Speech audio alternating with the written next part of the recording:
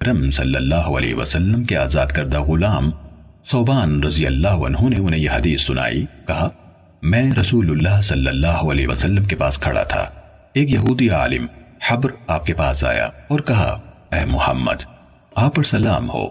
میں نے اس کو اتنے زور سے دھکا دیا کہ وہ گرتے گرتے بجا. اس نے کہا مجھے دھکا کیوں دیتے ہو؟ میں نے کہا تم یا رسول اللہ نہیں کہہ سکتے. یہودی نے کہا ہم تو آپ کو اسی نام سے پکارتے ہیں جو آپ کے گھر والوں نے آپ کا رکھا ہے. تو رسول اللہ صلی اللہ علیہ وسلم نے فرمایا یقیناً میرا نام محمد ہے جو میرے گھر والوں نے رکھا ہے.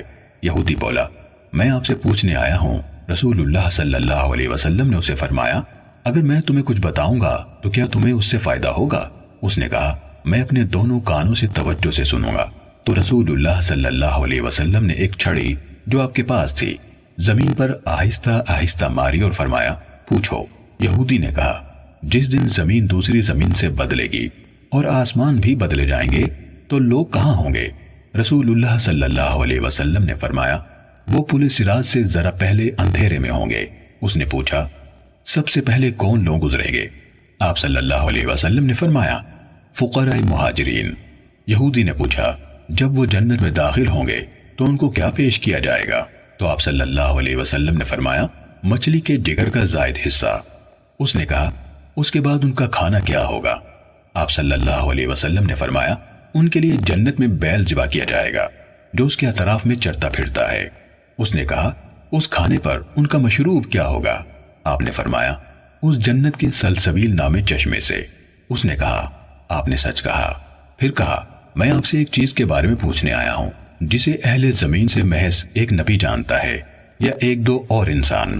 آپ نے فرمایا اگر میں نے تمہیں بتا دیا تو کیا تمہیں اس سے فائدہ ہوگا؟ اس نے کہا میں کان لگا کر سنوں گا. اس نے کہا میں آپ سے اولاد کے بارے میں پوچھنے آیا ہوں.